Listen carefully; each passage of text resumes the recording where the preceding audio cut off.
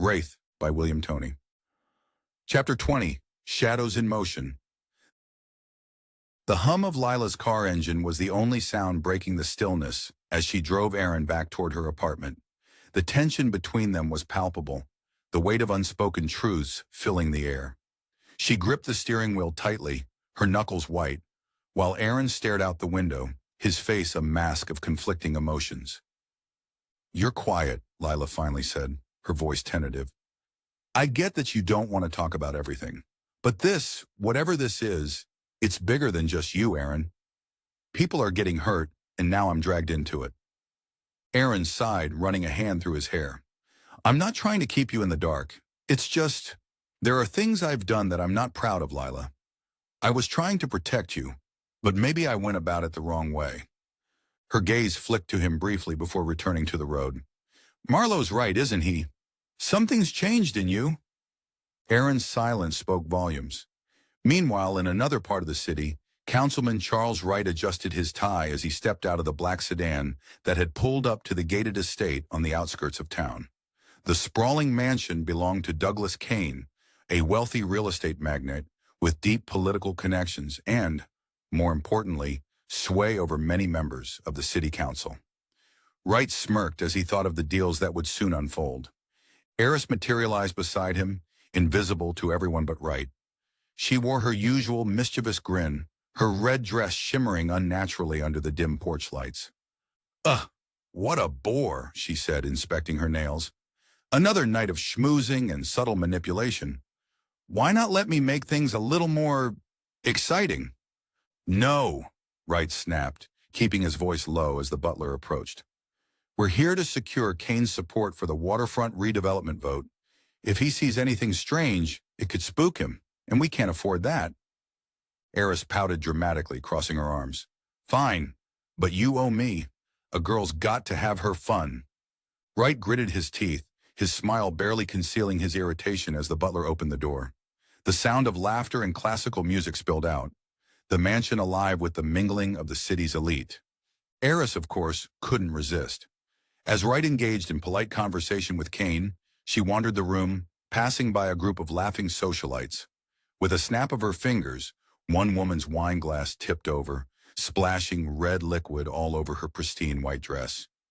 Gas followed as the woman's embarrassed protests filled the room. Wright turned toward the commotion, his expression darkening when he saw Eris giggling to herself in the corner. "What did I say?" he muttered under his breath. Eris shrugged, feigning innocence. "What? I didn't hurt anyone. Besides, you're boring me to death." "Just behave, please," Wright growled, his grip tightening on his glass. Back in the city, Detective Marlowe stood in the alley where Aaron had been pursued. The faint smell of gasoline lingered in the air, and he crouched to examine a fresh patch of disturbed gravel. His flashlight's beam landed on a discarded wallet, partially hidden under a pile of debris. "Jackpot," he muttered, pulling on gloves and flipping the wallet open. The ID inside belonged to one of Wright's known associates. Marlowe's brow furrowed. "So the councilman's playing a part in this after all," he mused. "Now I just need to figure out why." He pocketed the wallet and stood, his thoughts racing.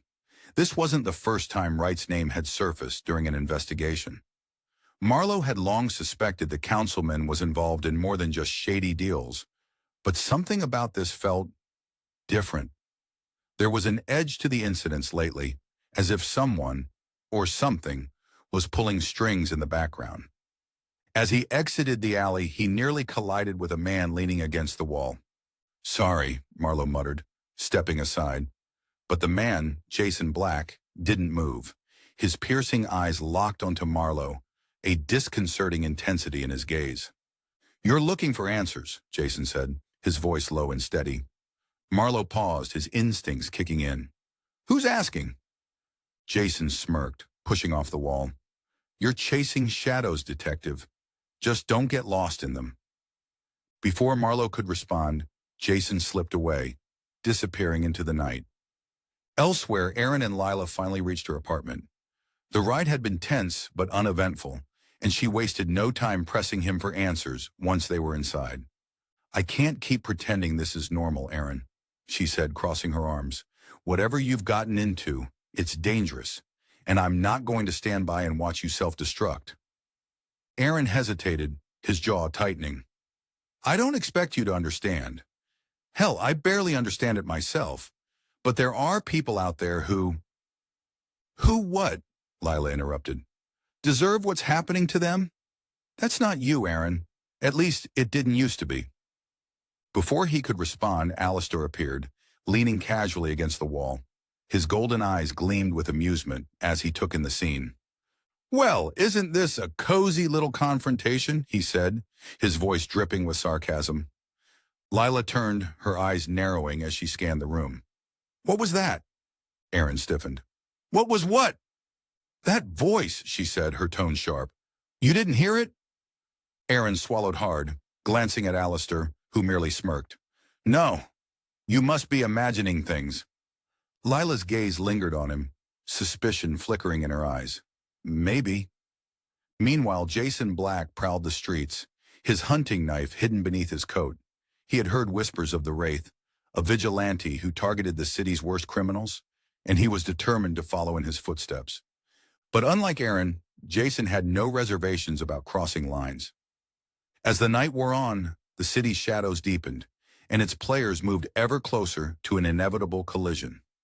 Wright's ambitions, Eris's mischief, Marlowe's pursuit of justice, Aaron's struggle with his duality, and Jason's dark obsession all spiraled toward a singular point, one that promised chaos and revelation in equal measure.